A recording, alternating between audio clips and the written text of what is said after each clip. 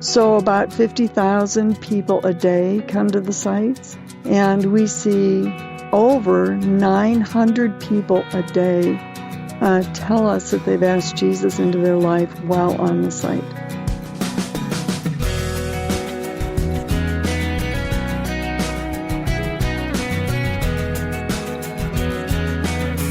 The voice of Marilyn, Adamson, opening today's First Person program. Welcome, I'm Wayne Shepherd. In just a few moments, we'll talk with Marilyn about her remarkable online ministry, reaching many spiritual seekers with the truth of the gospel. First, I invite you to stop by our website for not only information about today's guest, but also a look at upcoming programs. And there's an archive of past broadcasts which you can explore. We're found at firstpersoninterview.com. Now, an even easier way of keeping up with each week's program is by downloading our free smartphone app, giving you the ability to listen and or download any current or past program to be played anytime you wish. Search First Person Interview in your app store. And as always, we are thankful to the Far East Broadcasting Company for their support making these programs possible. We all use the Internet every day for a variety of reasons, but our guest has found a way to use it effectively to answer the spiritual questions people are hesitant to ask anyone. Herself once an atheist, Marilyn Adamson knows how important it is to provide answers to the questions people are asking. As we began, I asked her to describe her own spiritual journey. Well, I was raised in somewhat of a religious home, but I became an atheist because I was starting to ask people, how do you know God exists? And the answer I kept getting was, well, you just know. I mean, why are you asking? And that's what I got. Time after time. And so I came to the conclusion, oh my gosh, they've made this up. This is people that need to believe in God, and it's all made up like Santa Claus. And so I came to the conclusion that there was no God, and I was very firm and very clear about that. And then a few years later, I met someone who became a close friend, and she was a Christian. And she was caring. She was kind. I really admired her life. But the thing that really got me is she was really smart. I mean, she's a doctor now, and I just couldn't understand how somebody that smart could believe in God. And so I began to challenge her on it. And I mean, I asked her questions almost daily. You put her up against the wall, huh? Yeah, totally. And I would even kind of write out questions and hand them to her. I mean, I was that intent. And this went on for a year and a half, and she took the time to research the answers for me. And I found out years and years later she never really thought I'd ever believe in God. She just did this because she loved me and was my friend, which is remarkable. So then eventually, the evidence became so weighty that I knew I had to make a decision. I was tired of thinking about God and the possibility of God. And so one night, I decided I was going to decide. I was either going to never think about God ever again or do something about it. And so after 3 or 4 hours of reviewing the evidence, my prayer was, okay, you win. And I ask you to come into my life and you can do with it whatever you want. It just seemed appropriate. Now that there's God, that's appropriate. And I didn't really expect any changes, but I immediately started growing. I couldn't wait to get to know God now that I knew He existed. What changed for you, Marilyn? A lot changed. One, I found myself deeply into the Bible for hours every day, it seemed. But a few months after I became a believer, one of my other close friends asked me, have you noticed the changes in your life? You're different. And I said, no, what do you mean? She said, well, I feel like I can talk to you and you really listen to me. You really care about me and you don't make jokes. And I've just noticed that. Haven't you noticed that? And I said, no. And I think what happened is I became so amazed by God's love that insecurities that I had where I would joke around and such, He just took care of those. He removed those, and I could focus on the other person more. And she became a Christian simply because of watching the changes in my life. What were your life circumstances at the time? Married, single? Oh no, I was single. I was actually midway through my last year of high school. Oh, okay. So you were very young. In 8th grade is when I became an atheist, which sounds goofy, but it's true. Yeah, well, most young teens and preteens that age don't even think much about it. You were very serious about your atheism. Mm-hmm. Oh yeah, I really was, and I got into existential philosophy during that time, and I wanted to find a philosophy of life that I could always count on, that would work in any situation. Was there anything driving that at home? Was there a circumstance that did you feel accepted and loved at home? Oh, yeah. Yeah, no, I had a very good life. In fact, I wasn't aware of any needs when I asked Jesus into my life. It was pretty intellectually based. After all this time now, looking back on that, you see how God was leading you and the Spirit was prompting your heart, right? Oh, I found myself pursued by God. I mean, that's the only way to put it. When I read C.S. Lewis's testimony, it was the first person I read, and I was like, that was exactly my experience. And it was so fun, actually comforting to see somebody else have that same feeling that God was just pressing the issue. Mm-hmm. It's interesting to hear you talk about the friend who said she noticed the change in you and that you listened and you cared. Sometimes as a new convert to Christianity, we get so zealous that we kind of push ourselves on people. You don't feel like you did that? Well, I was pretty zealous. I mean, one of the pieces of information that had a big impact on me was a book by Paul Little, Know Why You Believe. Yes, a classic book, yeah. So my first year, I think I probably bought 15, 20 copies of that book and gave it to people. And I did talk to people a lot. But, I think God's given me, I don't know, a way to listen to people and care. Even today, when I talk to people, almost all the time, they end it with, thank you so much. I mean, it's like I become their best friend, and all I'm really doing is talking to them about God. Yeah, I have a friend who likes to say the way to show love to someone is to listen to them. Yeah, exactly. Well, what's taken place in your life since that conversion? Well, I went to college majoring in advertising and was planning on working in an ad agency after graduation. But I found that and I worked in downtown Chicago at an ad agency during summers of college, so I really was on that path. But my heart just was wanting to share the gospel with people. And I loved advertising, but I didn't want to advertise tires or candy bars or things like that. And I couldn't tell my parents, that I didn't want to work in an ad agency anymore, and I didn't know what I did want to do. That wouldn't go over. So I went back to school that Monday, and I was just praying my heart out. And I said, God, do I owe my parents years in an ad agency to pay them back for my education? Or, if I went with a Christian organization, that would be a problem because they were pretty hostile about me becoming a Christian. They were okay with atheism. They weren't okay with me being a Christian. And I walked into my class, and my advertising professor, who was one that lived and died for advertising. I mean, there was no other career. He started the class that day saying, do you people realize that what you're talking about is devoting the major portion of your lives to promoting toothpaste or socks or underarm deodorant? And I was just amazed because that's exactly what I had been thinking. And then he said, but don't limit PR and advertising because there are broader fields than that. For example, there's a student in this class who has been promoting God and probably will continue to do so.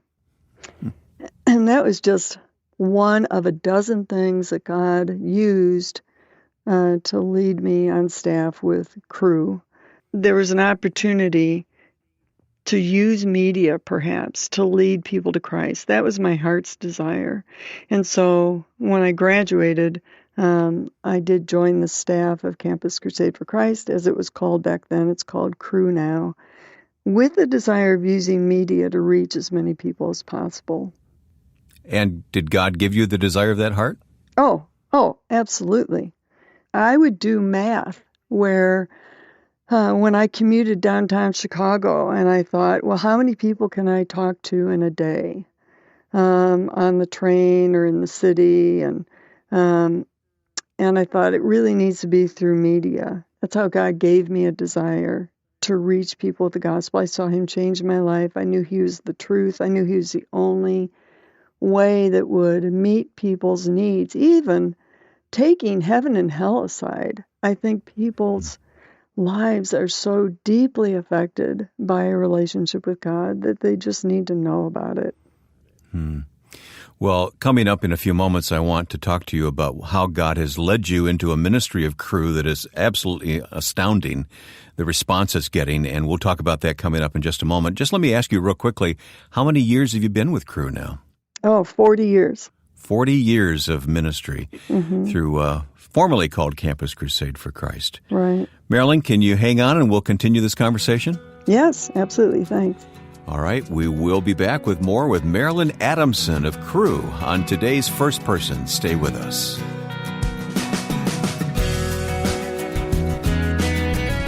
This is Ed Cannon, president of the Far East Broadcasting Company. FEBC partners with First Person to bring these interviews to you each week because we never tire of hearing how God moves on the hearts of people to accomplish His purpose.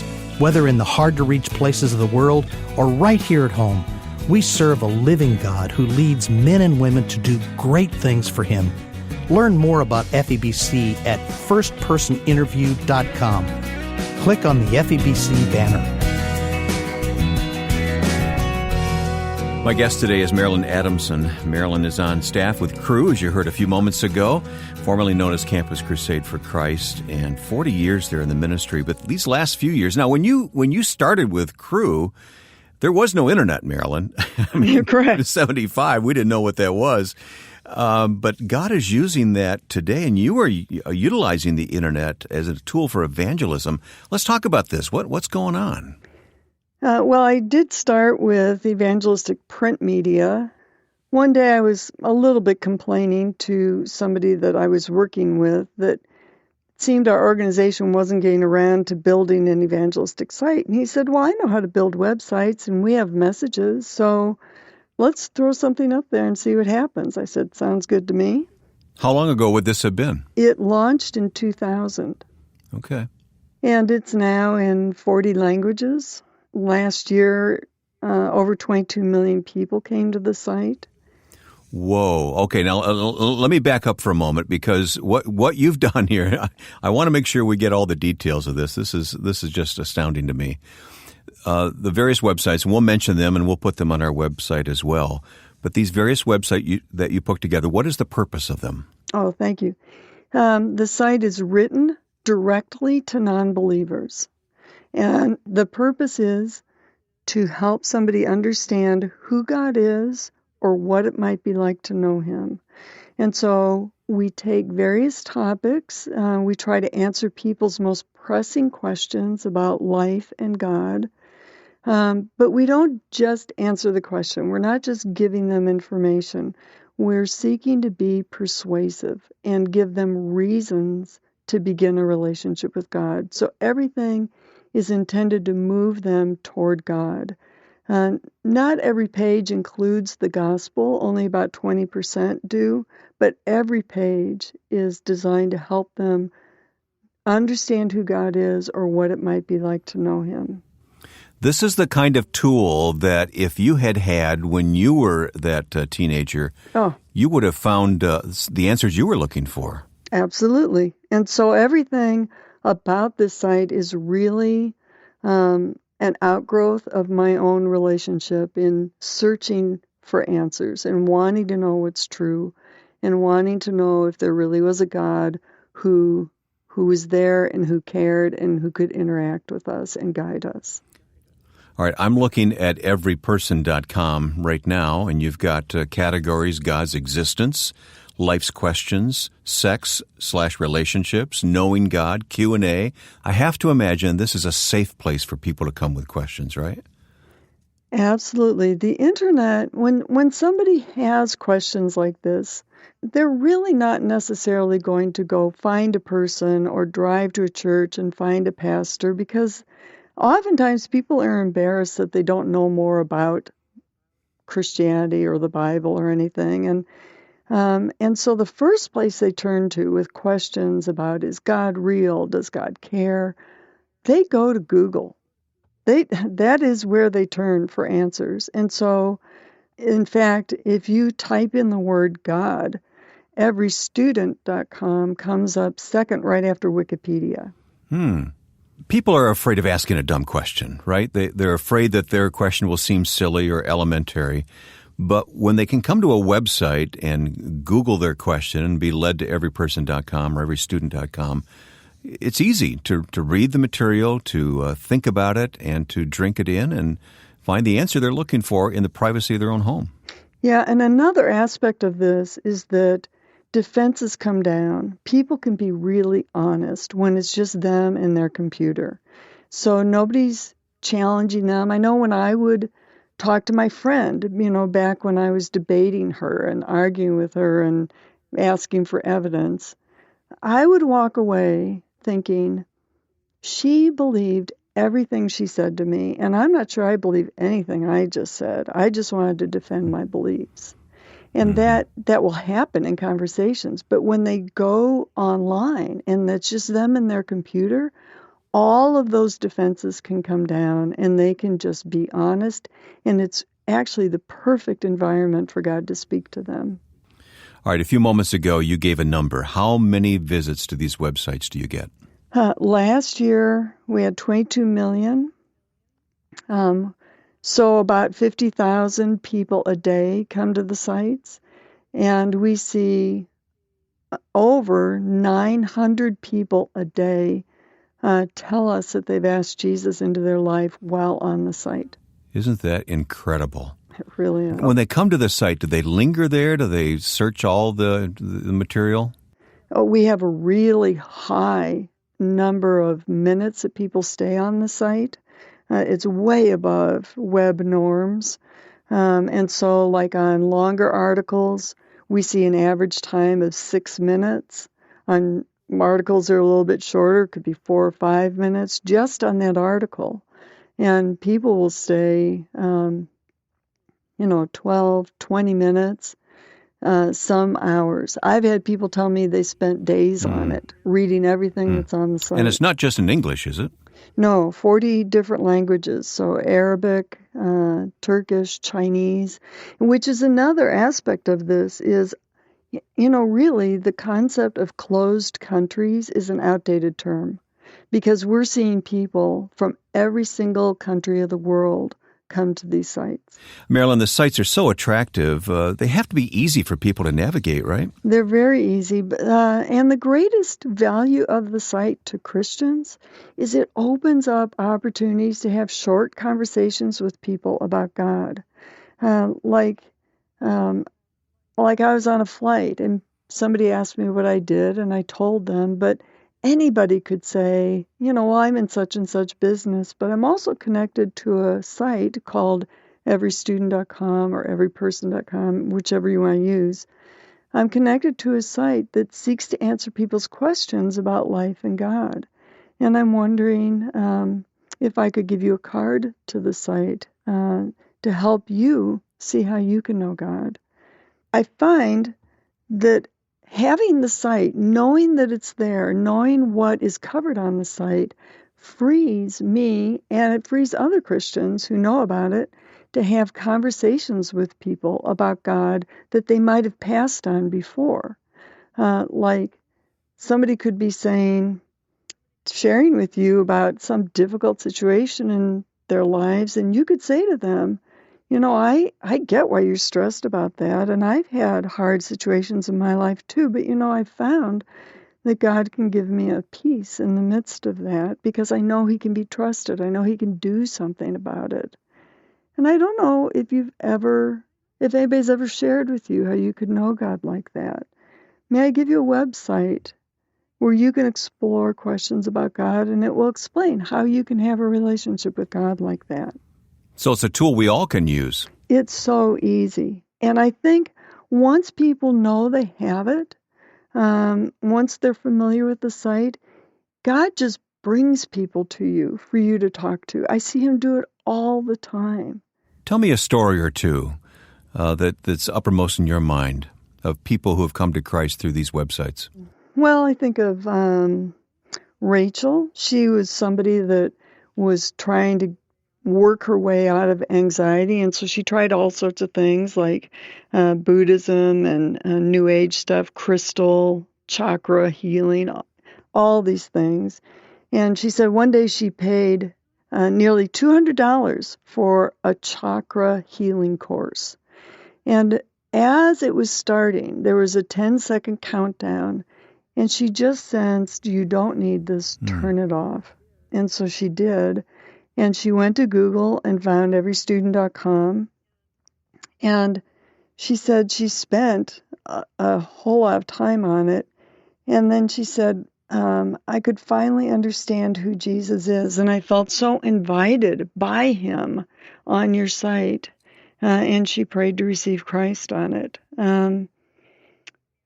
I mean, I've got thousands like that. Another one was a young woman who wrote and said she had been drug and alcohol addicted since she was 12 and just had her third abortion. And she wrote an email and said, I think I need God, but I don't know how to find him.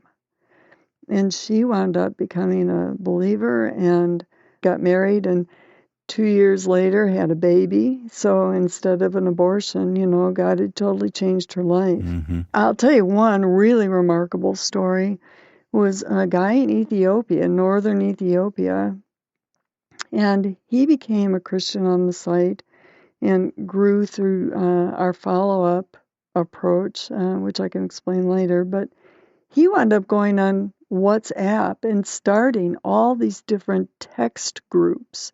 Okay, so WhatsApp is real popular outside the United States. It's just texting back and forth. Yeah. So he became a believer on the site and grew through our follow-up content. And then he started text messaging with Muslims around the entire Middle East.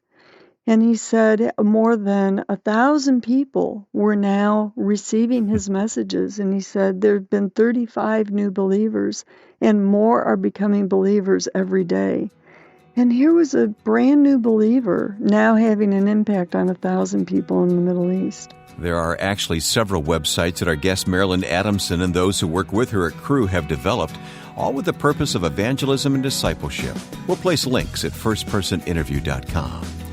Thanks for joining us today. It's always great to get your feedback. Visit our Facebook page, facebook.com/firstpersoninterview. This weekly visit is made possible through the Far East Broadcasting Company, which loves to have stories of God working in people's lives told. FEBC has a few stories of their own, and you can learn more about them when you click on the FEBC banner found at firstpersoninterview.com. Next week, you'll meet Stan Unger, who, when confronted with issues of hunger and poverty in the world, could not stand by and do nothing. Now, with thanks to my friend and producer Joe Carlson, I'm Wayne Shepherd. Thanks for listening, and join us next time for First Person.